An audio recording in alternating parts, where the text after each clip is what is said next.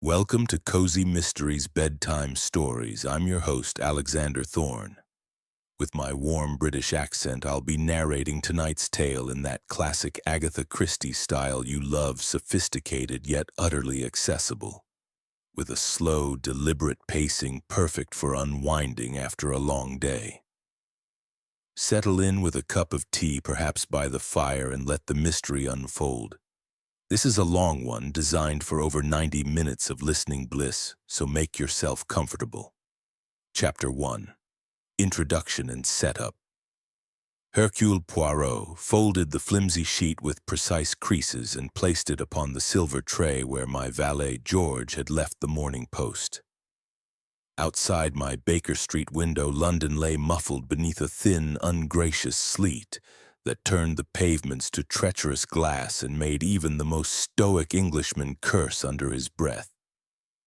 December 1927 had arrived like an unwelcome guest who intended to overstay. Lord Reginald Hargrove and I had crossed paths only twice before. Once in Cairo, where he had regaled me with tales of Antarctic blizzards while sipping champagne in Shepherd's Hotel, and once more in Biarritz, where he had attempted unsuccessfully to interest me in financing an expedition to recover what he called the greatest secret ever locked in ice. I had declined the investment but accepted a most excellent dinner. Men like Hargrove, wealthy, bearded, and possessed of a boyish enthusiasm that survived even into their 7th decade, were difficult to refuse entirely. Yet the urgency of the telegram unsettled me. Reginald Hargrove was not a man given to dramatics. When he wrote "Bring your little gray cells," he meant it literally. By evening I was aboard the night train north, wrapped in my heaviest Ulster coat, a cashmere scarf wound thrice about my throat, and my green wool muffler tucked neatly beneath. George had packed 2 hot water bottles, a flask of tisane, and despite my protests, a small tin of his patent indigestion tablets. "One never knows with Yorkshire cooking, sir," he murmured as he closed the compartment door. The train thundered through the darkness past villages whose windows glowed like tiny golden promises against the void. I did not sleep. Instead, I turned the telegram over and over in my mind, sensing already the faint, unmistakable perfume of trouble. Frosthall Manor lay 30 miles beyond the last reliable railway station, reachable only by motor car along a moorland road that climbed and twisted like a serpent. The station master at Grimsworth himself, resembling a badger emerging from hibernation, greeted me with doom-laden prophecy. "Storm's coming, sir. Norwegian low, they say. Worst in 20 year. Roads'll be gone by tea time tomorrow." A gleaming Rolls-Royce Silver Ghost awaited nonetheless. Its chauffeur swaddled in so many layers he appeared spherical. We set off into a dawn the color of tarnished pewter. Snow began as we left the town. First lazy exploratory flakes that melted upon the windscreen, then thicker, purposeful battalions that marched across the glass and stuck. The moor unfolded around us vast, treeless, and pitiless. Heather lay buried beneath drifts, skeletal stone walls zigzagged toward infinity. Here and there a solitary rowan tree bent double beneath its burden of white. I have always found the English landscape at its most honest in winter. No pretty deceptions of green, no flattering haze of summer. Only stone, sky, and the occasional sheep staring with ancient resignation.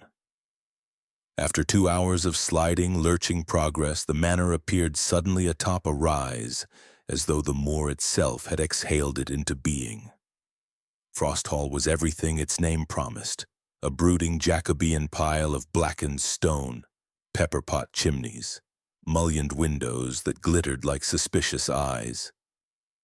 Gargoyles perched along the eaves wore comical hats of snow. To the east, a frozen lake mirrored the house perfectly, creating the illusion of 2 manors, one upright, one inverted, joined at the water's edge. Beyond the lake stood the ice house, a low domed structure half swallowed by a drift, its iron-banded door barely visible. As the motorcar crunched up the drive, I noted with professional interest that fresh snow had already obliterated yesterday's tracks. Whatever secrets Frosthall held, the storm was determined to bury them quickly. Lord Reginald himself flung open the great oak door before the chauffeur could announce me. He was broader than I remembered, his beard more extravagantly Antarctic, his tweeds more robustly countrified. But the eyes, those bright blue explorer's eyes, were shadowed. Poirot, by God, you're a sight for frozen eyes. Come in before the weather devours you. The entrance hall assaulted the senses, a roaring fire in a hearth large enough to roast an ox, suits of armor standing like mute sentinels, tapestries whose colors had long ago surrendered to soot and time. From somewhere deeper in the house drifted the scent of beeswax, pine logs, and faintly ozone, as though lightning had struck indoors. Trophies of Hargrove's expeditions dominated every wall. Narwhal tusks crossed like swords, a stuffed emperor penguin wearing a comical expression of eternal surprise, glass cases containing butterflies whose wings shimmered with impossible Antarctic blues. Maps, two great rolled charts of the Weddell Sea annotated in red ink with dates and cryptic symbols. And dominating all, a Christmas tree that must have required a dozen footmen to erect. 20 feet tall, hung with crystal icicles that caught the firelight and flung it back in rainbow shards. Magnificent, n'est-ce pas? Hargrove boomed, following my gaze. Cut from the home woods only yesterday. Tradition, Poirot. We Hargroves cling to tradition the way lesser men cling to life. He clapped me on the shoulder with a hand that could have crushed walnuts. Come, warm yourself.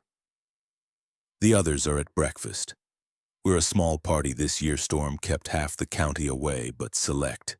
Very select. I surrendered my coat, hat, gloves, muffler, and after an internal struggle me galoshes to a butler who managed to look disapproving and obsequious simultaneously. Grimes, his name was, tall, thin, with the kind of face that suggested centuries of ancestors buried in the family crypt. The breakfast room overlooked the lake. French windows framed a prospect of such desolate beauty that even I, Hercule Poirot, city creature that I am, felt a stir of awe. Snow fell now in earnest, thick as goose down, erasing the horizon. The lake's ice gleamed with a faint bluish tinge, as though lit from beneath. Conversation halted as I entered. 6 pairs of eyes assessed the famous Belgian detective with varying degrees of curiosity, suspicion, and in one case-open amusement. Lord Reginald performed introductions with theatrical flourish. Lady Eleanor Hargrove, me better half, who keeps this ark afloat. Her ladyship was 50 but carried 40 with aristocratic disdain. Ash-blonde hair coiled beneath a lace cap. Pearls at her throat worth a small kingdom. Eyes the color of winter steel. She inclined her head with exquisite politeness, but I felt the chill. Captain Jonathan Hargrove, me son and heir, back from soldering in sunnier climes. Jonathan rose with military stiffness, favoring his left leg. 35, sun-browned mustache waxed to lethal points. His handshake was brief, his gaze flickering toward the decanters as he resumed his seat. And this vision in scarlet is Beatrice, Jonathan's wife. The stage's loss is the Hargrove gain. Beatrice Hargrovenet Carstairs of the Haymarket Carstairs was indeed a vision. Titian hair swept up in careless elegance, emerald eyes that had broken hearts from Drury Lane to Delhi. She offered a smile that promised everything and delivered nothing. Miss Victoria Hargrove, our daughter, blue-stocking suffragette and general thorn in her father's side. Victoria was 25, dark where her mother was fair, with a direct gaze that reminded me of certain female revolutionaries I had known in Brussels. She wore a mannish sweater and tweed skirt, utterly indifferent to fashion. Dr. Elias Thorne, Victoria's fiancé and the cleverest young archaeologist since Carter unearthed Tutankhamun. Elias rose awkwardly, spectacles flashing. Early 30s, scholarly stoop, ink stains on his fingers. He murmured something about it being an honor, but his eyes kept darting toward a leather folio at his elbow. Finally, Mr. Harold Finch, me partner in certain commercial ventures. City wizard who turns ice into gold. Finch was the only one who did not stand. A sleek London financier with slicked back hair and a diamond pinky ring that winked obscenely. He raised his coffee cup in lazy salute, cigar already smoldering in a saucer. Servants hovered. Mrs. Danvers, the housekeeper, a gaunt widow whose black bombazine rustled like raven wings. Young Tommy, the footman, freckled and eager. A pair of silent maids. We took our places, kippers, kedgeree. Deviled kidneys, eggs en cocotte, toast racks, marmalade the color of burnished copper. Conversation flowed in careful eddies around the weather, the impossibility of further guests arriving, the excellence of the Yorkshire ham. But beneath the politeness, currents swirled. I observed. Jonathan drank tomato juice heavily laced with Worcestershire sauce hair of the dog. Beatrice buttered toast with theatrical precision, avoiding her husband's eye. Victoria and Elias exchanged glances that spoke volumes. Finch consulted a gold pocket watch every 30 seconds. Lady Eleanor's fingers worried at her pearls. Lord Reginald boomed about skating parties planned for the lake, about charades, about midnight feasts, and only once he leaned toward me and lowered his voice. The ice house, Poirot. Whatever happens, guard the ice house. Before I could question him, the French windows rattled as though struck by a giant fist.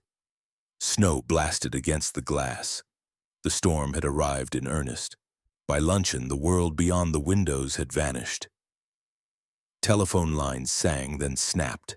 The drive disappeared beneath drifts taller than a man. We were sealed in. 8 suspects, 8 souls, and 1 detective with a house full of secrets and a killer somewhere among us. Though, of course, at that moment I did not yet know a murder had already been conceived beneath the guise of Yuletide cheer. Lord Reginald raised his glass of hock. To absent friends he toasted, and to secrets safely frozen. Outside the wind screamed like a living thing. Inside the fire crackled.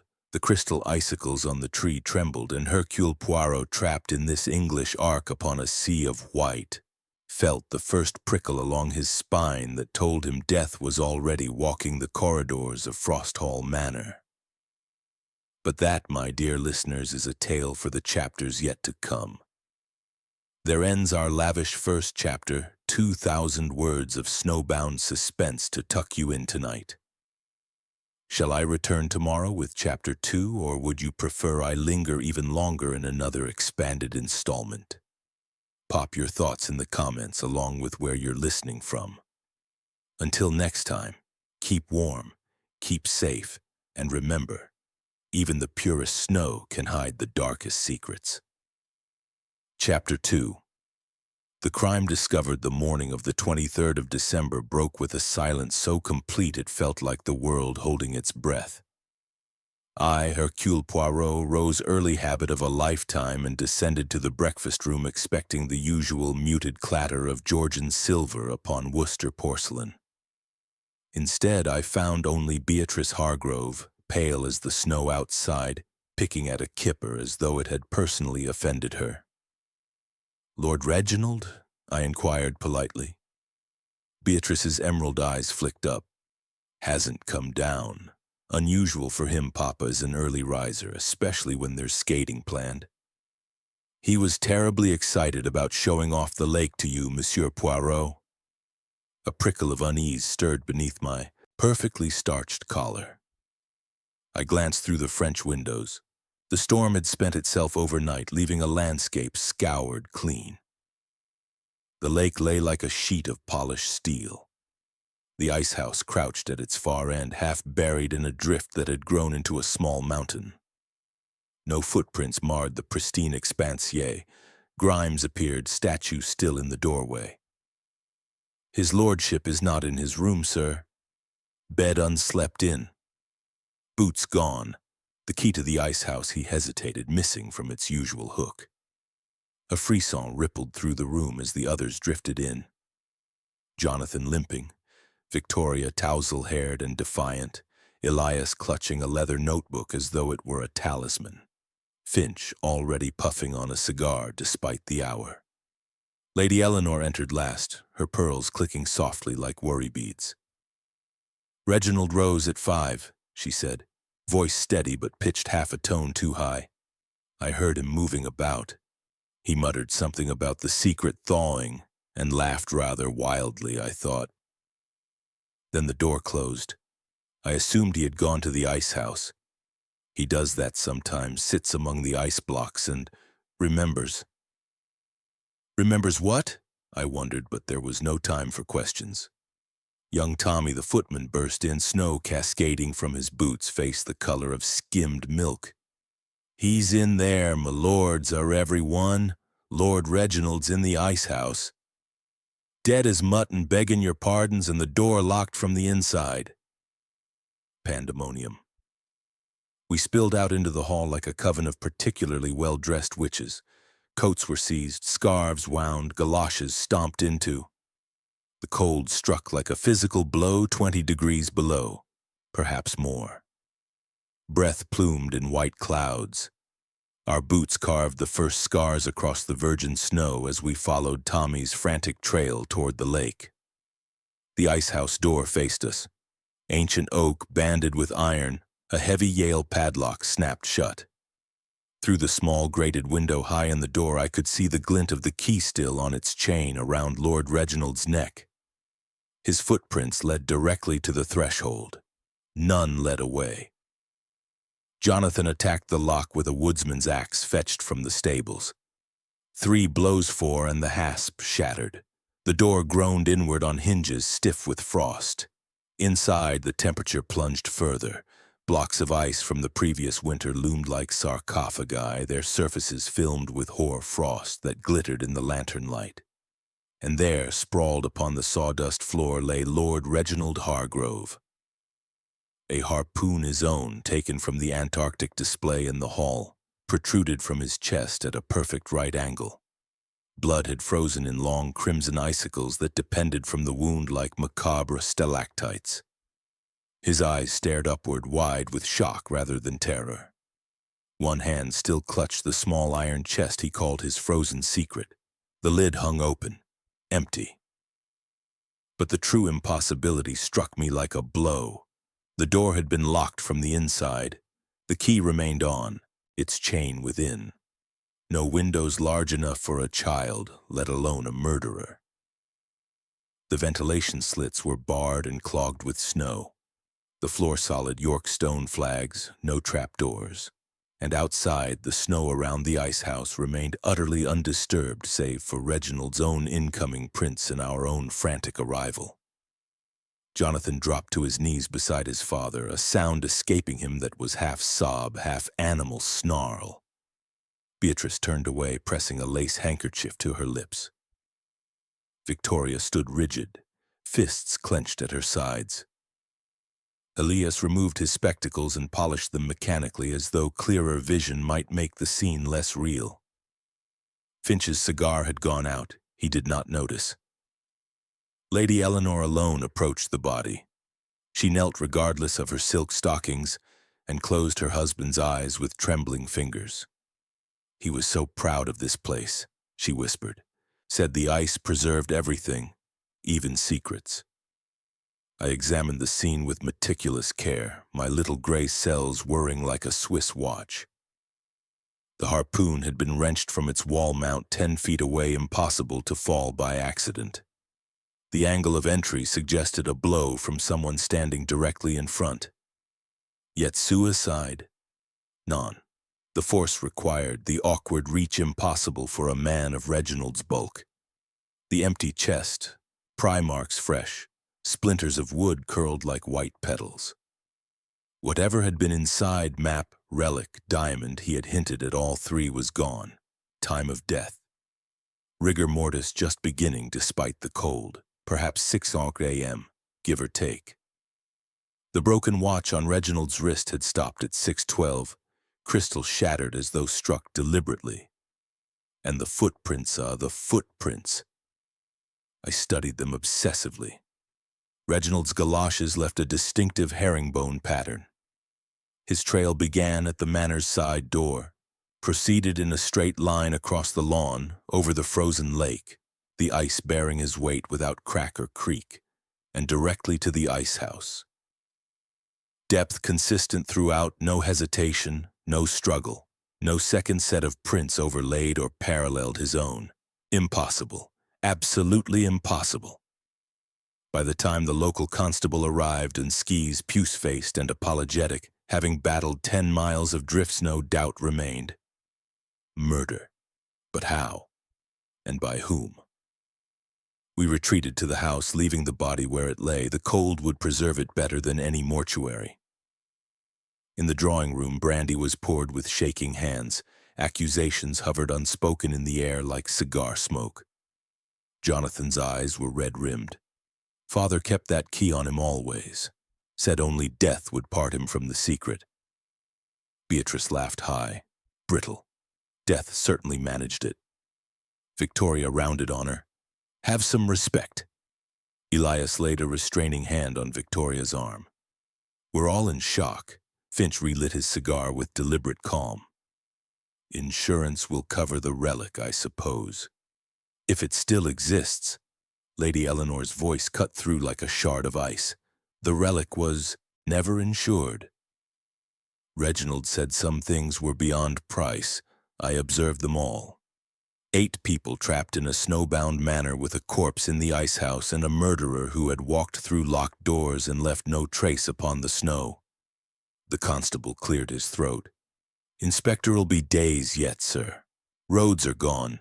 You're in charge, Mr. Poirot. But Mark Menno 1 leaves this house.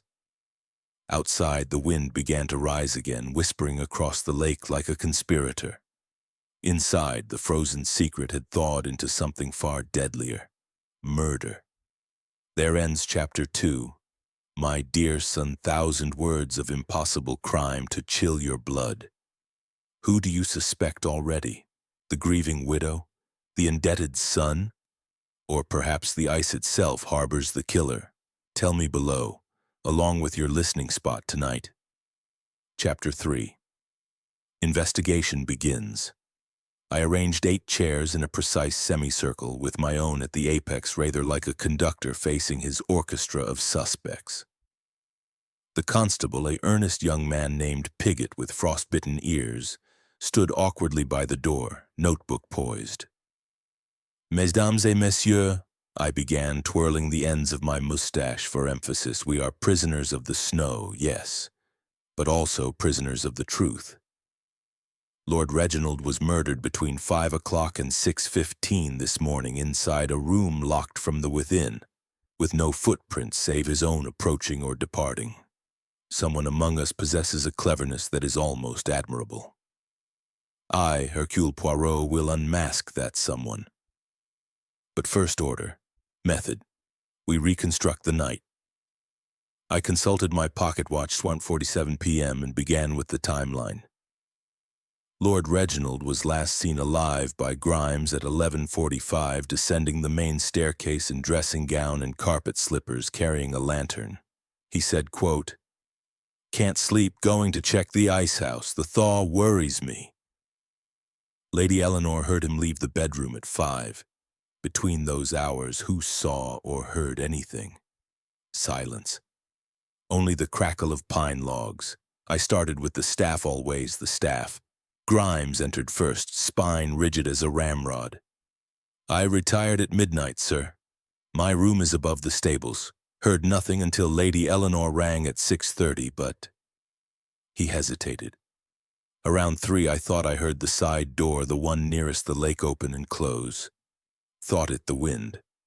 Mrs. Danvers followed, black bombazine rustling like dry leaves.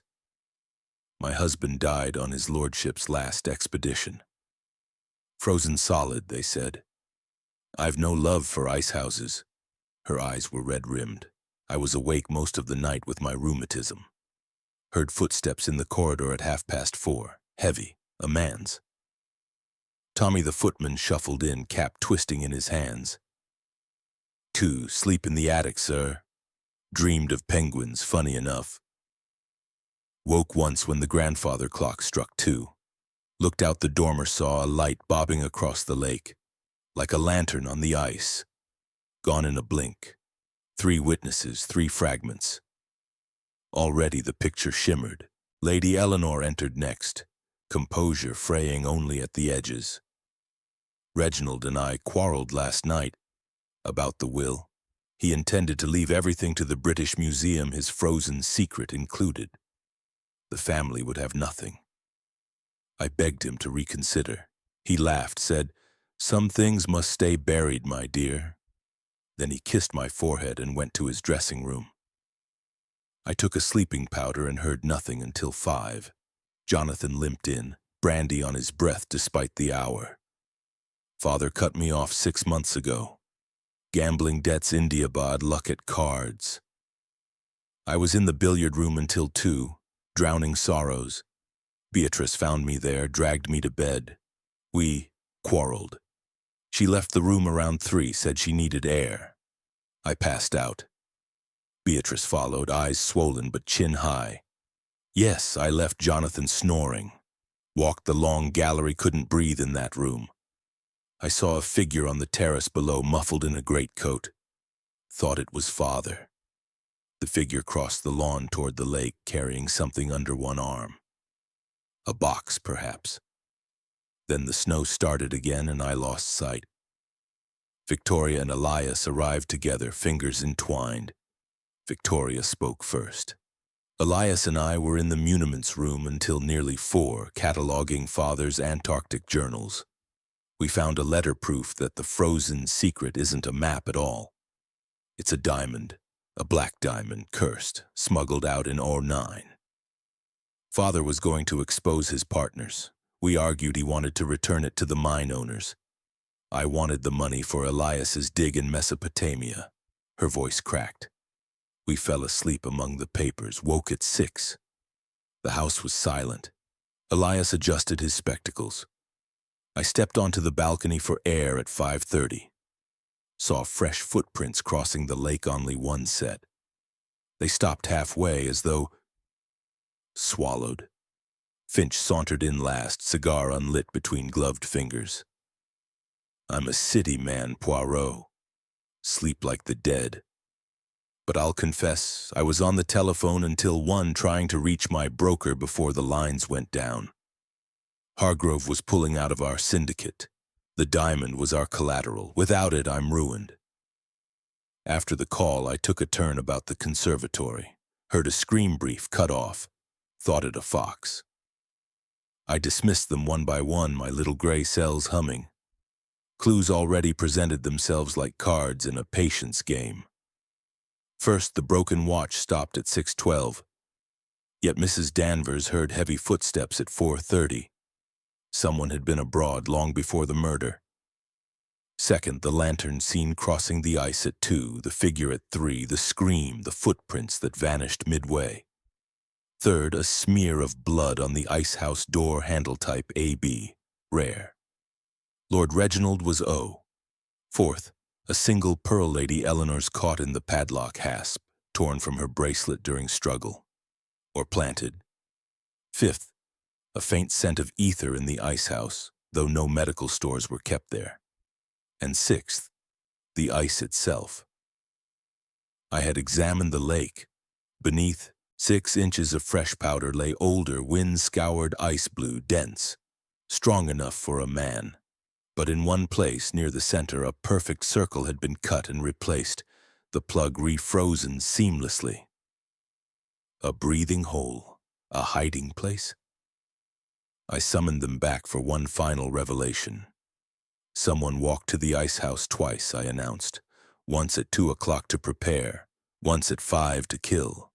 The murderer hid inside an ice block hollowed earlier, lined with furs against the cold.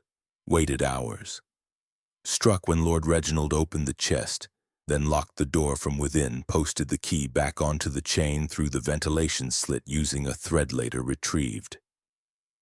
exited across the lake before the final snowfall, returning via the terrace. But one detail betrays them. I paused, letting the silence stretch like a wire. The ether. Only one person in this house uses ether in their photographic developing fluid, Dr. Thorne. And only one person knew exactly which ice block was hollow because they helped stack them last winter. The game, mes amis, has begun. Elias went white as the snow outside. The library door rattled in a sudden gust. Somewhere in the house, a clock chimed 8, and beneath the lake, I swear I heard the ice groan. There ends Chapter 3, my darlings, 1,000 words of alibis fraying like old rope. Whose story cracked first for you? The photographer, the gambler, or the wife with the torn pearls? Pop your theories below along with where you're tucked up tonight. Tomorrow, Chapter 4 brings red herrings sharp as harpoons. Chapter 4. Clues and red herrings. Observe, mon ami, I said, gesturing with my cane. Lord Reginald's footprints cross in a perfect straight line, yet here I halted beside the refrozen circle. Elias had noticed a plug of ice cut with surgical precision. Someone stood beneath the lake itself, breathing through a reed perhaps, or a diver's tube. Impossible. Merely theatrical. Pigott paled. Under the water? In this cold? They'd be dead in minutes. Exactly, I smiled. Which is why our murderer is very much alive and among us. Back in the manor, chaos bloomed like blood on snow. Tommy discovered the first red herring in Jonathan's room. A blood-stained regimental glove wedged behind the cistern. Size 9 Jonathan's exact fit. The blood matched Lord Reginald's typo. Jonathan swore blindness, blamed someone planting it, and promptly accused Finch of framing him to distract from the ruined syndicate. Beatrice produced the second herring with theatrical flair. From her dressing table drawer, she drew a torn scrap of paper in Jonathan's handwriting. Tonight the secret thaw saw you do. She wept prettily. Jonathan turned the color of uncooked liver. Forged, he roared. Look, the capital T loops left, mine loops right. Victoria countered with a third. Elias's photographic plates, developed in haste, revealed a ghostly figure beside the ice house at 3:17 a.m., tall, bearded, unmistakably Lord Reginald himself. Yet, Reginald was already dead by then. A double? A ghost? Elias stammered about double exposures and begged us not to jump to conclusions. Finch, ever the city shark, surfaced with a fourth. A telegram slipped beneath his door relic, mine, or you join it in the ice postmarked London the day before the storm. He waved it like a bankruptcy notice. Blackmail, pure and simple. Someone here is in league with my creditors. Lady Eleanor delivered the fifth with glacial calm. In the muniments room, she had found her late husband's revised will dated yesterday. Witnessed by Grimes leaving everything to Victoria on condition she marry a suitable Englishman. Elias, being half Greek on his mother's side, was explicitly excluded. Victoria laughed until she cried. Elias looked as though someone had harpooned him afresh. Even the staff were not exempt. Mrs. Danvers produced a locket containing a curl of Lord Reginald's beard and a note in his hand. Forgive me, my Arctic rose. Scandal whispered through the corridors had the housekeeper been his mistress. She denied it with furious dignity, yet her eyes darted toward the ice house whenever it was mentioned. I catalogued each herring like rare butterflies, pinning them with logic. The glove? Too conveniently placed, the blood still tacky despite the cold. The forged note? Beatrice's own fountain pen used the same violet ink. The ghostly photograph? A simple lantern slide projected onto Frost Elias's dark room contained the necessary apparatus. The telegram? Sent from the village post office by Finch himself. Ink smudges matched his signet ring. The will? Written on paper, watermarked 1925, 2 years too old for legitimacy. The locket? A lock of hair from the stuffed emperor penguin in the hall tested under my pocket lens, yet for every false clue dismissed, a true one glinted colder. I discovered a trail of ether droplets leading from Elias's darkroom across the conservatory to the terrace door frozen into tiny amber beads. Someone had carried a bottle that night. In the boathouse, half buried beneath tarpaulin, lay a pair of Antarctic snowshoes Lord Reginald's own, missing since last winter. Their webbing had been recut to produce a print identical to Reginald's galoshes but half an inch deeper. Someone had walked both to and from the ice house atop the same footprints, the extra depth concealed by wind scour and fresh snow. Most damning, a child's fishing line silk, invisible against ice snagged in the ventilation slit of the icehouse door. One end terminated in a tiny brass eyelet. The other had been cut with nail scissors. The scissors lay in Beatrice's manicure set, one blade notched. I summoned them to the drawing room as dusk purpled the windows. "Mes amis," I began, "you have presented Poirot with a banquet of lies. But lies, like ice, crack under pressure." I held aloft the fishing line. The murderer entered the ice house before Lord Reginald, hidden inside the hollow ice block prepared weeks ago. When his lordship arrived at 6, the killer struck with the harpoon, removed the diamond from its frozen casket, then locked the door from within. The key was posted back onto the chain through the slit using this line later retrieved when the fisherman reeled it in. Simple, elegant, deadly. Beatrice swayed, but the footprints were doubled, snowshoes worn backwards on the return journey, creating the illusion of arrival only. The ether, to render Lord Reginald unconscious, first inhaled from a soaked handkerchief as he bent over the chest. He never felt the harpoon. Elias lunged for the door. Pigott intercepted him. "Non, Dr. Thorne. You photographed Antarctic ice caves. You knew which blocks were hollow. You needed the diamond to fund your dig after Lord Reginald withdrew support. Victoria discovered your affair with Beatrice blackmail. You silenced her father to silence her." Victoria screamed. Elias laughed high, broken. "You have no proof." I produced the final clue, a single frame of undeveloped film from his darkroom waist. Held to the firelight, it revealed Elias and Beatrice embracing beside the ice house, time-stamped 2:47 a.m. The room erupted.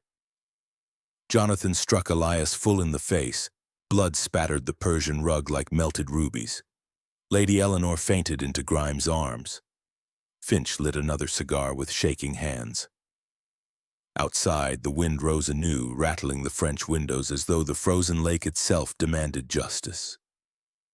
But Poirot was not finished, for among the herrings one barb still quivered, pointing not to Elia, but to someone far colder. Someone who had watched, waited, and woven every false clue into a perfect noose. The game, mes amis, had only begun. There ends Chapter 4, my darling's 1,000 words of glittering deception. Did the snowshoes fool you? The fishing line? Or do you still suspect the wrong lover? Confess your theories below, along with where you're shivering tonight. Tomorrow, Chapter 5 brings complications sharp enough to crack the thickest ice. Until then, check your locks twice. At Frost Hall, even the clues lie. Good night, sweet deceivers. Dream of footprints that lead nowhere, and the one pair that always leads back. Chapter 5. Complications and twists, a shot sharp as a cracking glacier. The bullet buried itself in the plaster beside Finch's head, showering him with Georgian horsehair. Pigott flung himself at Elias, wrestling him to the rug, but the doctor's hands were empty. Jonathan's service revolver lay on the mantelpiece, untouched. Someone fired from outside, Beatrice screamed, pointing at the ragged hole. Snow whirled through like malevolent confetti. I dashed to the terrace door, sun-locked. Footprints led from the shattered window to the lake, then vanished at the water's edge as though the shooter had walked straight into the ice. Depth. Shallow. Hurried. A woman's galoche. Size 5. Beatrice wore size 5. Jonathan rounded on his wife. You tried to kill Finch to silence him. Beatrice laughed wild, theatrical. Darling, if I'd aimed at you, I wouldn't have missed before I could restore order. Tommy burst in, eyes rolling like a terrified colt. There's another body, sir. In the lake, caught in the fishing nets under the ice. We raced out, lanterns swinging arcs of gold across the frozen expanse.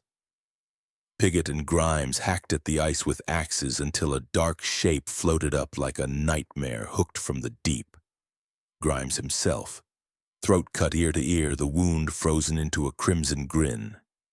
In his rigid hand, a second black diamond's mauler, but identical to the one missing from the chest, and clenched in his teeth a scrap of violet notepaper. The Arctic rose blooms twice. Mrs. Danvers collapsed howling. Her husband's old nickname for her Arctic rose carved on a valentine in 1909. 2 murders now, one harpooned, one throat slit, both connected by diamonds and ice. I ordered the house sealed, every room searched, results cascaded like an avalanche. In Lady Eleanor's jewel box, the original diamond wrapped in silk, hidden inside a hollowed copy of Burke's Peerage. In Victoria's trunk, love letters from Tommy the footman, passionate, explicit, dated last summer. In Finch's pocket, a one-way ticket to Buenos Aires, booked yesterday morning. In Jonathan's dressing room, a false legis limp entirely theatrical, the war wound long healed. In Beatrice's wardrobe, a diver's dry suit, Antarctic issue, stolen from Reginald's collection, still damp inside. And in Elias's dark room, a reel of fishing line cut exactly where the icehouse fragment ended. The complications multiplied faster than rabbits in spring. Lady Eleanor confessed first. I killed Reginald, she whispered, pearls clicking like rosary beads. He was leaving me penniless for that museum. I followed him at 5, wearing Beatrice's galoshes, same size, begged him to change the will. He laughed. I seized the harpoon in rage, hid in the hollow block weeks ago knowing he checked it daily. Locked the door, posted the key back with fishing line I'd seen Elias use for photographic props. But Grimes, she saw me return across the lake, blackmailed me. I lured him to the ice, cut his throat, pushed him through the breathing hole I'd cut for my own escape case closed. Non, Beatrice countered with a bombshell. She's lying to protect Jonathan. I'm pregnant Finch's child. Reginald knew, threatened to expose us unless Finch signed over his shares. Jonathan planned everything, theatrical limp to garner sympathy, fake wound to hide the dry suit underneath. He swam beneath the ice like a seal, entered through the drainage culvert, killed father, planted the diamond on Grimes posthumously. Jonathan laughed until he cried. Idiotic. I was drowning debts, yes, but Victoria masterminded it. She and Tommy lovers since she was 16. The will disinherited me only if I didn't produce an heir within a year. Victoria promised Tommy the estate through marriage. They used Elias's ether to drug father, Tommy's fishing line for the key, my glove for the frame-up. Victoria slapped him hard. Lies. Elias did it for the dig. The diamond funds Mesopotamia. He and I melted a tunnel through the ice with ether and hot water bottles, entered that way. The second diamond? A paste copy to confuse you. Poirot Elias, nursing a split lip, produced a photograph freshly developed. It showed Lady Eleanor and Finch embracing in the conservatory at 4:12 a.m., her hand inside his waistcoat. Finch paled. Blackmail. She promised me the diamond if I shot at the window diversion. I fired wide on purpose. Mrs. Danvers rose like a fury. None of you killed my Grimes. I did. For the letters, Reginald promised marriage after my husband froze. Never delivered. I slit Grimes's throat when he tried to sell the diamond himself.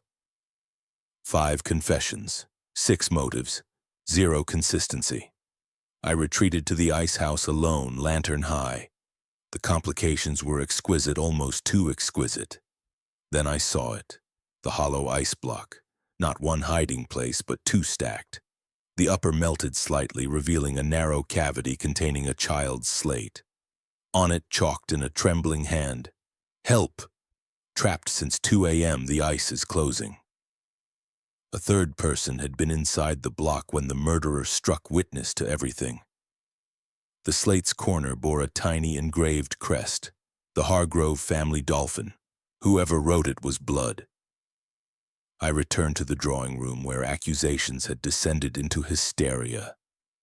"Silence," I thundered. "You have all confessed brilliantly because every one of you is guilty of something." Lady Eleanor hid the diamond. Jonathan faked his limp. Beatrice wears the dry suit for midnight trysts. Victoria and Tommy plot inheritance. Finch fires diversion shots. Elias supplies ether and line. Mrs. Danvers avenges old love. But only one person orchestrated every complication to create perfect confusion. I pointed to the least suspected. Grimes never died. You staged the body pig's blood.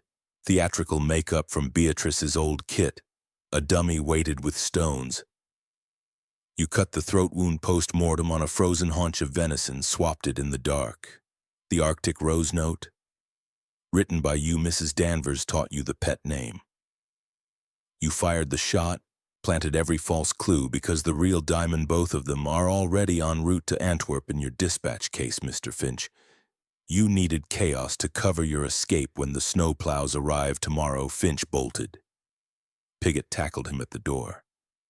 But as we bound his wrists, the icehouse balloonist for decades rang once, clear, insistent. Someone was still inside the hollow block. Alive, the complications, mes amis, had only begun. Chapter 6. The Revelation. The temperature had plummeted to -30. Our breath hung like ghosts. Lanterns swung from the rafters, throwing grotesque shadows across the stacked ice blocks that gleamed like cathedral pillars. Lord Reginald's body lay on a trestle table, harpoons still protruding. Frost, crystals glittering on his beard. Beside him rested the supposed corpse of Grimesnow, revealed as a tailor's dummy dressed in the butler's livery, throat wound nothing more than red theatrical paint frozen solid. Constable Piggott barred the door. No one would leave until truth thawed. "Mesdames et messieurs," I began, voice echoing off the ice. "You have performed a charade worthy of the Comédie Française. 5 confessions, 7 motives, diamonds appearing and vanishing like conjurer's coins. But Hercule Poirot is not deceived by smoke and mirrors, only by facts. And the facts, when arranged with order and method, reveal a pattern colder than this crypt." I held aloft the child's slate found in the hollow block. First fact, someone was trapped inside this icehouse from 2 a.m., witnessed the murder, yet lived to write this plea. The Hargrove dolphin crest proves royal blood. Only one person here carries that blood-unsullied Victoria. Victoria gasped. 2 was in the muniments room. "Non, you were here." Hidden by your father himself, I turned to Lord Reginald's corpse and with theatrical solemnity grasped the harpoon. The room froze, not from cold, but terror. I pulled. The blade slid free with a wet sucking sound. No blood followed. The wound was a masterpiece of stagecraft. A bladder of pig's blood burst by impact, a collapsible harpoon head designed for Antarctic ice sampling, now reversed. Beneath the beard, Reginald's chest rose shallowly but undeniably. Lord Reginald Hargrove opened his eyes. Beatrice screamed. Jonathan swore. Finch dropped his cigar into the sawdust. Lady Eleanor crossed herself. Reginald sat up, groaning theatrically. "Devilish cold, Poirot. Took you long enough." The revelation cascaded like an ice fall. Lord Reginald had never died. 3 weeks earlier, he had discovered the syndicate Finch, Elias, and an unseen London partner planning to steal the black diamonds he had legally mined in 1909. The frozen secret was not 1 stone, but 2. The larger for the museum, the smaller for his family. When he threatened exposure, they plotted murder. But Reginald, old explorer, was cunning. He confided in two people, his daughter Victoria, who shared his sense of justice, and surprisingly Grimes, who had been his Batman in the war. Together they staged everything. At 2 a.m., Reginald lured Victoria to the ice house under pretense of showing her the true hiding place. He sealed her inside the upper hollow block lined with furs, supplied with brandy, a reed for air through the ventilation slit, knowing the killer would come. The killer died at 5:47 a.m. Elias Thorne, wearing the dry suit under his greatcoat, swimming beneath the ice via the culvert, emerging like a seal. He carried ether to subdue Reginald, the collapsible harpoon to stage the murder, Beatrice's fishing line to post the key back onto the chain after locking the door from within. But Reginald was waiting, armed with a starting pistol loaded with blanks. He fired, into the ceiling, hence the scream heard by Finch. Elias panicked, struck with the harpoon, but the blade collapsed harmlessly against the whalebone corset Reginald wore beneath his shirt, a souvenir from Greenland Eskimos. Reginald then drenched himself in pig's blood, collapsed dramatically and played dead while Elias pried open the chest, found only a paste diamond, and fled in confusion, retrieving his fishing line, leaving no footprints thanks to the snowshoes worn backwards. Victoria witnessed everything from her hiding place, chalking her plea in terror that her father had truly died. Grimes's corpse was the final touch. The dummy, dressed and dumped through the breathing hole, waited to rise on cue. The throat wound, painted with theatrical blood mixed with Reginald's own O-type for authenticity. Mrs. Danvers's Arctic Rose Note, written by Reginald himself, using her old Valentine as template. The complications? Masterminded by Reginald and Grimes from the beginning. Lady Eleanor's confession? She truly believed she had killed him. Reginald had drugged her sleeping powder with a mild hallucinogen, planted the pearl from her bracelet, and whispered suggestions while she slept. She woke convinced of her guilt. Jonathan's fake limp? Reginald paid him to maintain its sympathy for the will. Beatrice's pregnancy? Real, but Jonathan's child. Reginald forgave them both. Finch's shot through the window? Reginald himself firing from the terrace to create chaos. Every false clue, every red herring, every tear and accusation, scripted by the supposed victim to expose the real criminals. Elias, Finch, and their London partner, whose name Reginald now held on a slip of paper inside the genuine diamond, hidden in the stuffed penguin's hollow beak. Elias lunged for the door. Piggott felled him with a rugby tackle. Finch followed, slipping on sawdust, his Buenos Aires ticket fluttering like a white flag. Reginald swung his legs off the table, beard askew, eyes twinkling with Antarctic mischief. I needed an impartial witness, Poirot. Someone whose reputation would force Scotland Yard to believe the unbelievable. You, mon ami, were perfect. Victoria emerged from the hollow block at last, fur-wrapped, brandy flask triumphant. She embraced her father fiercely. Lady Eleanor wept not from guilt now, but relief. Jonathan poured brandy for everyone, even the prisoners. Mrs. Danvers curtsied to her still-living master. Tommy cheered. I, Hercule Poirot, permitted myself one small smile. The perfect crime, I said, requires the perfect detective. But even more, it requires the perfect corpse who refuses to stay dead outside. The moon silvered the lake. For the first time in days, the ice did not groan. It sang. There ends Chapter 6, my darling's 1,000 words of resurrection and revelation. Were you fooled by the living corpse? Did you suspect the penguin? Spill your relief below, along with where you're thawing out tonight. Tomorrow, Chapter 7 serves justice colder than any grave. Chapter 7. Justice served.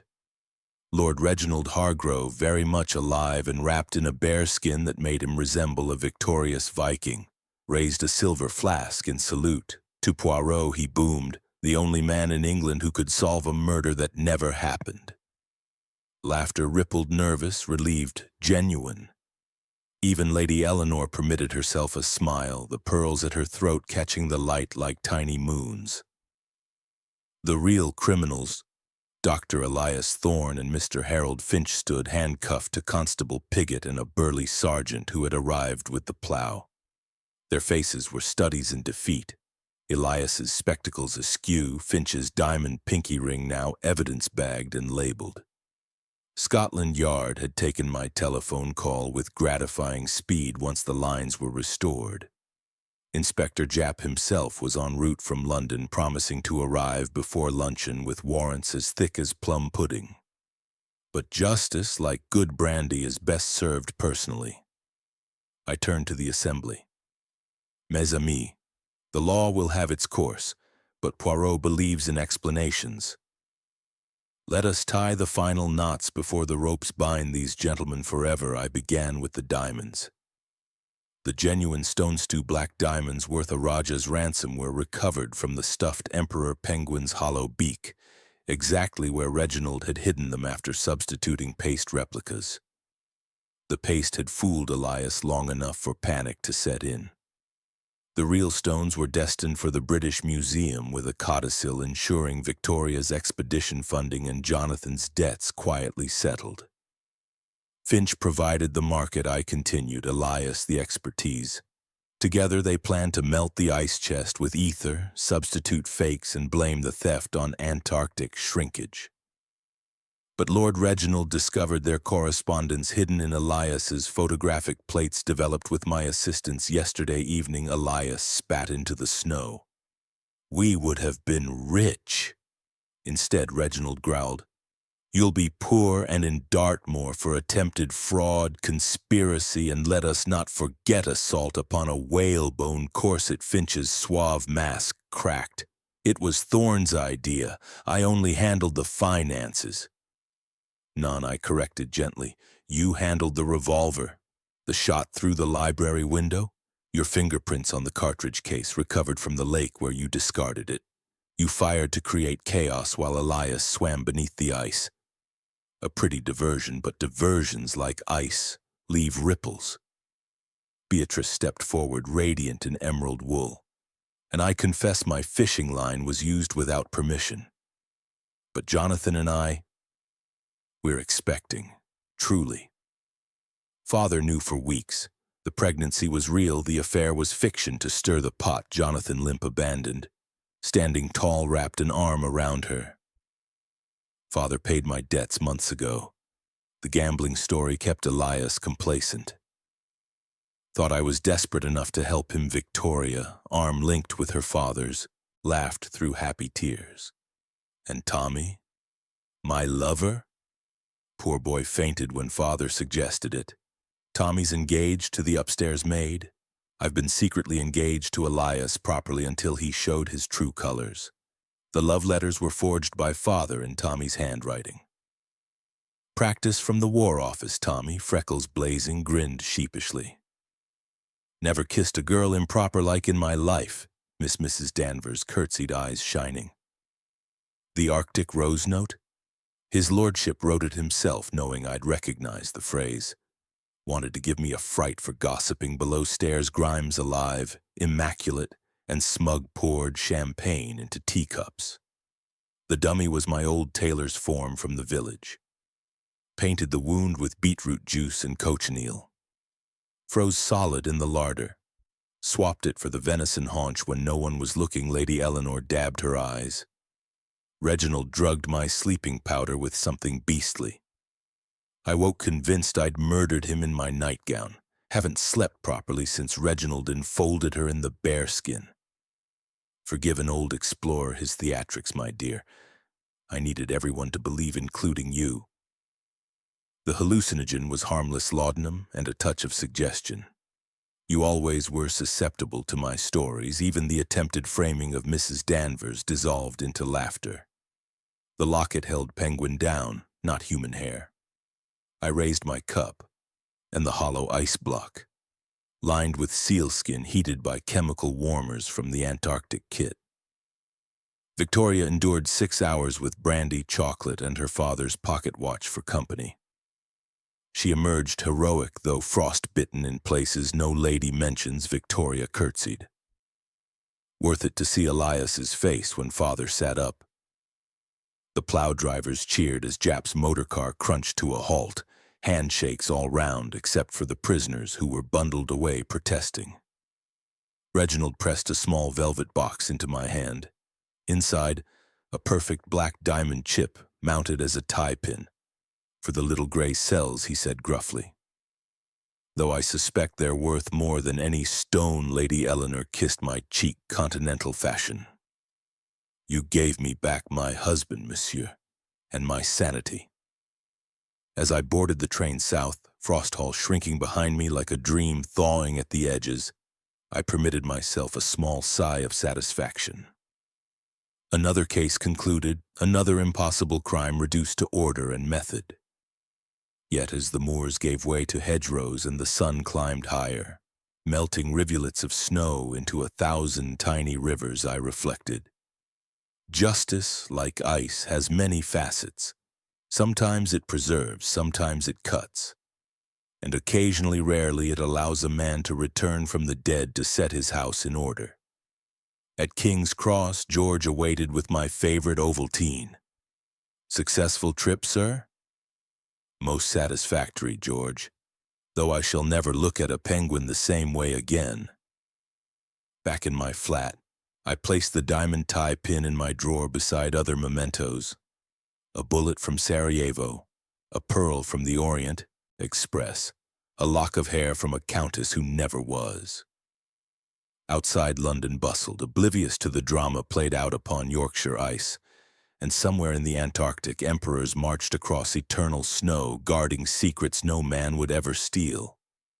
Frosthall Manor would host another Christmas louder, warmer, and entirely murder-free. As for Hercule Poirot, I retired to my armchair, twirled my mustache, and awaited the next telegram. The little gray cells, after all, never truly freeze. There ends Chapter 7 and our dark tale-me darlings. 1,000 words of justice as satisfying as the final curtain. Chapter 8. Echoes in the Thaw. On the first morning of freedom, I found Reginald in the ice house, now merely a cool storeroom rather than a mausoleum supervising the removal of the hollow blocks. Sunlight slanted through the open door, turning the remaining ice to rose and gold. "Sentimental old fool, aren't I?" he boomed, patting a block as though it were a faithful hound. "This one saved my life, Victoria's prison and my stage. Ought to have it mounted in the hall, non," I replied. "Better to let it melt. Some props should never take an encore." He laughed until his beard quivered. "You're right, of course, but come, breakfast awaits and I've a surprise." The dining room had been transformed. Gone were the shadows of suspicion. Bay windows stood open to bird song and the scent of damp earth. The table groaned beneath kedgeree, deviled kidneys, poached eggs on muffins, and centerpiece a magnificent salmon trout caught from the lake before it fully thawed, its scales still rimmed with ice crystals. The entire household assembled, no longer suspects but celebrants. Lady Eleanor presided in palest lilac, pearls replaced by a simple diamond pendant, the smaller black stone, now legitimately hers. "Reginald insists I wear it openly," she confided as she poured coffee. "Says secrets belong in museums, not marriages." Jonathan and Beatrice arrived late, flushed and giggling like newlyweds. Fathers settled everything, Jonathan announced. Debts paid, allowance restored, and... He placed Beatrice's hand upon her still flat stomach. A proper Hargrove nursery by Christmas Victoria entered on Grimes's arm, purely platonic, for the butler had become her unofficial godfather. She carried a leather folio. Mesopotamian visas arrived by express post, she declared. Father's funding the dig after all. And I'm taking Tommy as assistant photographer. He's a natural with a lens. Tommy blushed to his freckles. Only if the upstairs maid comes as cook, miss. Can't dig on an empty stomach. Even Mrs. Danvers appeared transformed, her bombazine exchanged for dove-gray wool. Reginald had pensioned her generously, and whisper reached me later, arranged her remarriage to the widowed vicar who had always admired her from the pulpit. We ate amid laughter and overlapping stories, each embellishing their role in the great deception. Reginald raised his glass. To absent friends, who were never truly absent, yet echoes remained. After breakfast, I walked the lake's edge with Victoria. The ice had retreated to a narrow skirt along the northern shore. Beneath the surface, dark shapes of weeds swayed like mourning veils. I still wake at night, she confessed, hearing the ice close over me. 6 hours in that block, father's breathing reed clogged twice. I truly believed I'd die witnessing a murder. I patted her hand. And yet you emerged, the heroine. Your chalked message on the slate, pure courage. She smiled wryly. Father planned everything except my terror. When Elias struck and the harpoon collapsed, I nearly laughed aloud. Then I realized the danger was real. If his blade had been steel. We stood in silence as a sheet of ice calved away with a sound like breaking bone. That afternoon in the library, Lady Eleanor showed me the revised will, properly witnessed this time. The British Museum received the larger diamond in perpetuity. The smaller funded family trusts. A codicil established scholarships for women archaeologists in Victoria's name. Reginald learned his lesson, she said softly. Secrets rot when hoarded, like fruit left too long in ice. Finch and Elias's trial made the front pages for a week. The Ice House conspiracy, the headlines screamed. Elias received 7 years for attempted fraud and assault. Finch, 10 for conspiracy and illegal diamond trafficking. Their London partner, a Belgian financier, ironically was arrested in Antwerp before he could fence the paste replicas. Reginald visited them once in Wormwood Scrubs, bearing a hamper of Fortnum and Mason goodies. Told them he later recounted over brandy that some secrets stay frozen forever, like their chances of early release. On my final evening, the household gathered in the great hall. The Christmas tree still standing, needles dropping like green snow, had been redecorated with paper chains and tiny photographs. Victoria in the hollow block, taken surreptitiously by Tommy. Reginald dead on the trestle. Even Piggott tackling Elias in the sawdust. A gramophone played soft waltzes. Jonathan taught Beatrice the foxtrot. Grimes waltzed Mrs. Danvers with surprising grace. Victoria dragged a protesting Tommy into a polka. Reginald drew me aside to the penguin display. He opened the glass case and removed the stuffed bird, now hollow no longer. Replaced the real diamonds with glass eyes, he chuckled. Let the old boy guard something after all. He pressed a small envelope into my hand. Inside, a first-class railway ticket to Venice, open-dated, and a note. For your next impossible case. The Orient Simplon awaits, and I hear there's mischief aboard. Considerate payment for services rendered and for keeping an old man alive. I twirled my mustache. You planned this too? From the moment I sent the telegram. Knew you'd never resist a locked room full of snow. As the clock struck 11, I took my leave. The household lined the steps, lanterns glowing like fireflies. Snow had begun. Again, gentle, celebratory flakes that melted on contact. Lady Eleanor kissed both cheeks. Come back at Christmas, monsieur. We'll skate properly, no corpses this time. Reginald wrung my hand until bones creaked.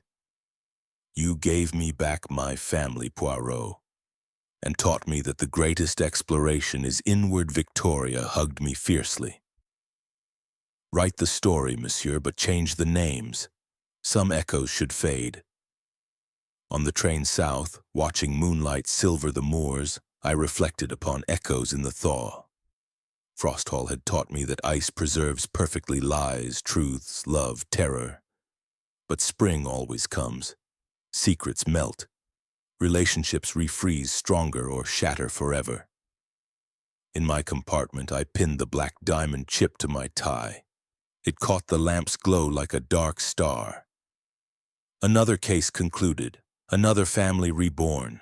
Yet as the train gathered speed, I fancied I heard, faint beneath the wheel's rhythm, the groan of distant ice. Some echoes, mes amis, never truly thaw. There ends Chapter 8, my darling's 1,000 words of gentle closure and lingering frost. The manor sleeps peacefully now, but tell me, which echo chilled you most? Victoria's terror, Reginald's cunning, or the penguin's glass eyes watching forever? Whisper your thoughts below, along with where you're finally warming your toes tonight. Shall I return with an entirely new dark Christie tomorrow? Perhaps and then there were none, but darker, or revisit Poirot in Venice. Your wishes shape our next storm. Chapter 9. The Ice Breaks. On the morning of my extended stay, I found Lord Reginald alone in the muniments room, surrounded by yellowed expedition journals. His beard was trimmed, his eyes older. You were right, Poirot, he said without preamble.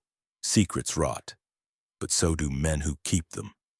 He slid a leather-bound logbook across the table. Read, page 1909. The year I brought the diamonds home, I read. The entries were raw, scrawled by lantern light and temperatures that cracked ink. Reginald, then 38, captain of the icebreaker Aurora, described discovering the black diamonds in a meteorite crater near the Weddell Sea. But the true horror lay deeper. A frozen crevasse containing the remains of an ancient tribe, perfectly preserved, their eyes replaced with the same black stones as ritual offerings to a god of eternal night. Reginald had pried the diamonds free. I told myself it was science, he whispered, salvage. But that night, every man aboard dreamed the same dream, eyeless faces screaming beneath the ice. 3 crew went mad. 1 walked into a blizzard singing. We never found him. The curse was born. Reginald buried the truth beneath layers of bluff explorer tales. He convinced himself the diamonds were merely geological curiosities. But the dreams followed him home. His first wife, Victoria's mother, died in childbirth, screaming about black eyes watching from the lake. Jonathan's gambling began after he found the logbook at 16 and dreamed of drowning in wealth that turned to blood. Beatrice miscarried twice before this pregnancy, each time waking with frost on her breath, though the windows were closed. Even Elias Scholarly, rational Eliashad, confessed in his prison interview, forwarded by Jap, that the diamonds whispered to him in the dark room, promising fame if he fed them warm hearts. I closed the book. You staged your death not just to catch thieves, mon ami. You staged it to exercise a curse. Reginald nodded. I needed them to believe the diamonds were attainable. Greed is louder than ghosts. When Elias struck and the harpoon collapsed, when Finch fired his diversion, I felt the ice break inside me. For the first time in 50 years, I slept without dreaming. Yet the breaking had casualties. Lady Eleanor summoned me to the winter garden where forced hyacinths perfumed the air like funeral lilies. She wore the smaller diamond openly now, but her fingers worried at it ceaselessly. I killed him, Poirot, she said quietly. Not with a harpoon, with silence. I knew about the crevasse. He told me on our wedding night, drunk on aquavit and guilt. I married him anyway, for the title, the estate. When he decided to give the stones to the museum, I encouraged Finch. Thought if they vanished, the dreams would vanish. Instead, I fed the cursed tears froze on her lashes, genuine ones this time. I locked myself in the ice house after you left, she confessed. Sat in Victoria's hollow block until dawn. Waited for the screaming faces. They never came. The curse needed belief to live. We starved it. Jonathan and Beatrice found me next, walking the lake's muddy margin where the last ice floes bobbed like corpses. I was never in debt, Jonathan admitted. Father paid everything years ago. The gambling story was his idioto make me appear desperate, but the dreams were real. I'd wake with frostbite on my toes, though the fire was roaring. Beatrice lost our babies because I'd clutch her too tight in sleep, whispering about drowning in black water. Beatrice rested her hand on the gentle swell beneath her apron. This one kicks when I wear the diamond, not in fear and greeting. The curse is breaking, but it wants to be remembered, not feared. Remembered, Victoria discovered me in the library, cataloging the Antarctic maps for the museum. She had cut her hair short, boyish, ready for the desert. Father thinks science will kill the superstition, she said. But I dream in cuneiform now, Mesopotamian warnings about stones that eat the sun. Elias wasn't greedy. He was possessed. In prison, he started carving eyes from soap, black stones for pupils. She placed a photograph on the table, Elias in his cell, surrounded by tiny soap effigies, each eyeless face turned toward the camera. The curse didn't die with exposure, she whispered. It evolved. It learned our language. Greed was just the first tongue it spoke. Even the staff carried fractures. Mrs. Danvers left me a parcel, her black bombazine dress neatly folded with a note. Burn this. The Arctic rose blooms in spring now inside the hem. A single black diamond chip, the one Reginald had given her as hush money decades ago. She had worn the curse against her skin for 30 years. Grimes, polishing the Penguin's glass case, confessed last. I was there in '09, he said, voice cracking for the first time in my acquaintance. Batman's privilege. Saw the captain pry those stones from frozen sockets. That night I dreamed my mother, dead 10 years, crawled from her grave begging for her eyes back. I've polished this bloody penguin every day since, waiting for it to blink. He opened the case. The penguin's glass eyes had been replaced with the paste diamonds, now cracked, as though something inside had tried to escape. On my final night, the household gathered without ceremony. No champagne, no gramophone, just candlelight and the smell of melting snow. Reginald stood. The museum takes the stones tomorrow, under guard. But the logbook stays here. We'll read it aloud every Christmas, not to feed the curse. To starve it of mystery, one by one they spoke their truths. Jonathan. I forgive the ice, Beatrice.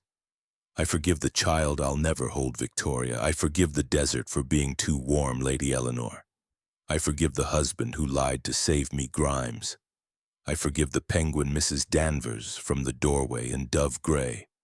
I forgive the rose for having thorns, Reginald last. He looked at me.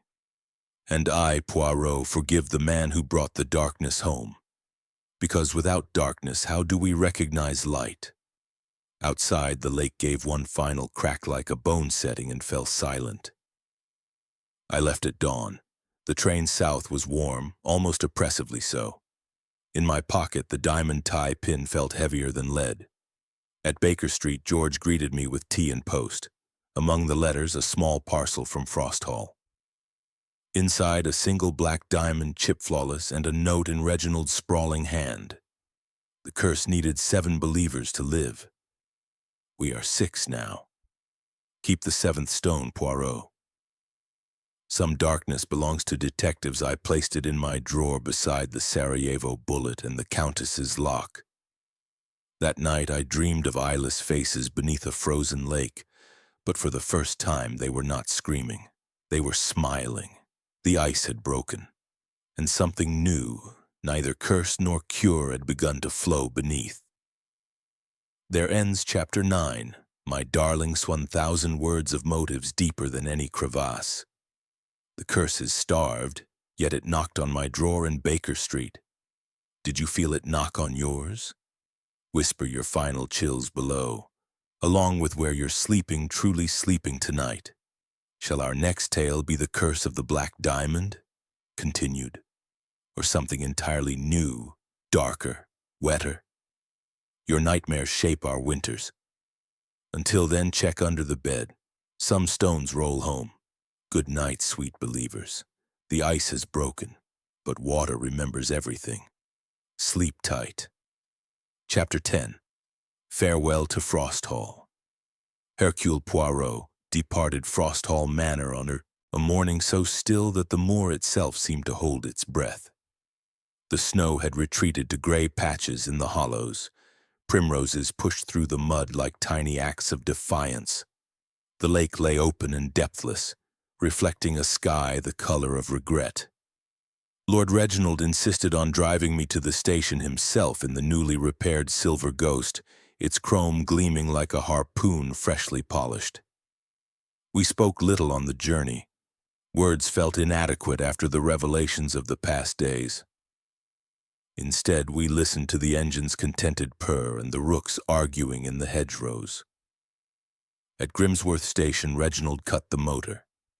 For a long moment he stared across the platform where steam already curled from the waiting train. "I've one last confession, Poirot," he said, voice rough as pack ice. "The curse wasn't in the diamonds. It was in me. I brought those stones home to prove I was bigger than the dark. Instead, the dark moved in. Every dream, every miscarriage, every gambling debt my doing. I staged my death to force my family to look at me, truly look. And you were the mirror I couldn't smash." He reached into his pocket and withdrew not a diamond but a small glass vial containing a single black stone suspended in formalin. "The 7th chip," he said. "The one I told you to keep. I lied. There were only 6. This one I cut from my own arm the night before the murderous sliver of the meteorite itself, embedded during the crevasse fall. It's been growing, Poirot, like a pearl in flesh. Doctors called it a foreign body granuloma. I called it conscience." He pressed the vial into my hand. "Take it, burn it, bury it in the Thames. Just don't let it thaw in Yorkshire." The train whistle shrieked. I boarded, the vial cold against my palm. From the window I watched Frost Hall's master stand alone on the platform until the curve of the track swallowed him. Back in London, the city assaulted my senses: omnibuses, flower sellers, the smell of roast chestnuts and petrol. My flat felt smaller, the air too warm. George greeted me with raised eyebrows at my frost-burned cheeks. "Pleasant holiday, sir?" "Most illuminating, George, though I fear I have brought home an unwelcome guest." That night I placed the vial on my desk beside the tie-pin. In the lamplight, the suspended stone seemed to pulse like a heart that refused to stop. I did not sleep. At 3:17 a.m., the exact time Elias's photograph had captured the ghost, I woke to the sound of dripping. The vial had cracked. Formalin pooled across the blotter, carrying the black sliver toward the edge. I caught it just before it fell. In my palm, the stone was warm. The dreams began then. Not of eyeless faces, but of voices. Reginald's voice, layered with others.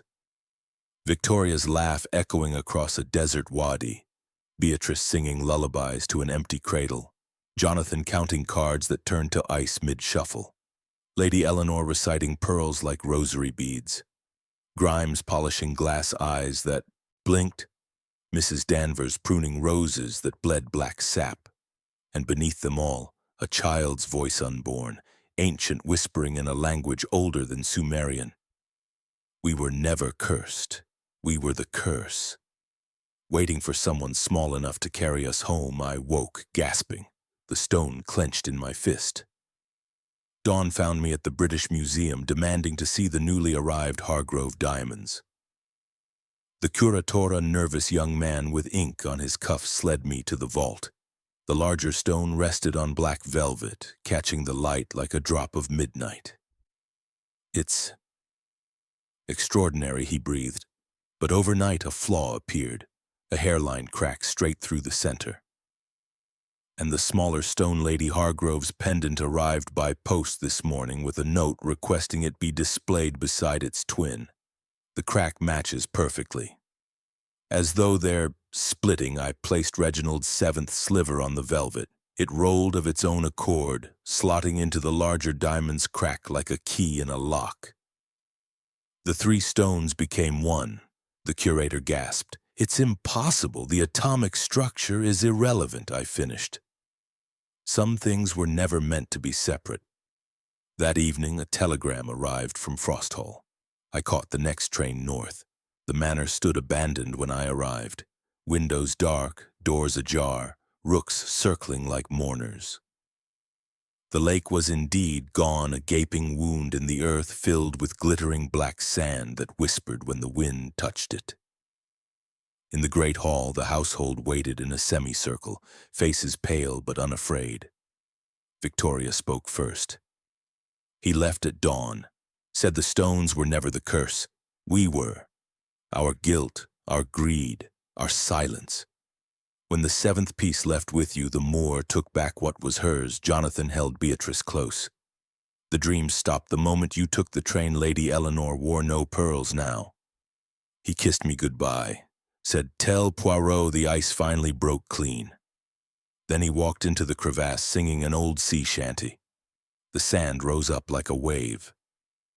When it settled, nothing, not even footprints. Grimes pressed the stuffed penguin into my arms. 'Take this, too.' Its eyes are warm now. Mrs. Danvers handed me a single white rose. From the winter garden, bloomed overnight. No thorns. We stood in silence as the black sand began to sing a low, Antarctic harmony that resolved into Reginald's voice, distant but clear. 'Some secrets aren't meant to thaw, Poirot. Some men aren't meant to come home. Guard the stone. Guard the story, and when the ice calls, don't answer." The crevasse sealed with a sound like a glacier calving. Grass pushed through the black sand within minutes. By nightfall, the lake bed bloomed with primroses. I returned to London with the fused diamond locked in a lead case and the penguin riding opposite me like a silent companion. George unpacked without comment until he opened the case. "Good Lord, sir, it's beautiful, non-George. It is complete." That night, for the first time in weeks, I slept without dreams. The stone rests now in my drawer beside the Sarajevo bullet and the Countess's lock. Sometimes, in the hush between cases, I take it out. It no longer pulses, it no longer whispers, it waits for the next person small enough to carry it home. And somewhere in Yorkshire, a lake that was never there reflects a sky full of stars that were never born. Farewell to Frosthall. The ice has spoken its last, until the next impossible winter. There ends Chapter 10 and our frozen Sagami darlings. 1,000 words of farewell that taste like goodbye and beginning all at once. The manor is empty now. The lake a meadow, the curse redistributed. Tell me below, will you sleep easier knowing the stone is in Baker Street, or worse? Whisper your final thoughts, along with where you're laying this story to rest tonight. Our winter season continues. Shall tomorrow bring death on the Nile, but cursed? Or an original nightmare born from black sand? Your dreams decide. Until then, lock your drawers. Some guests arrive without knocking. Good night, sweet guardians. The ice is gone, but the silence remembers. Sleep well. No one walks the moor tonight.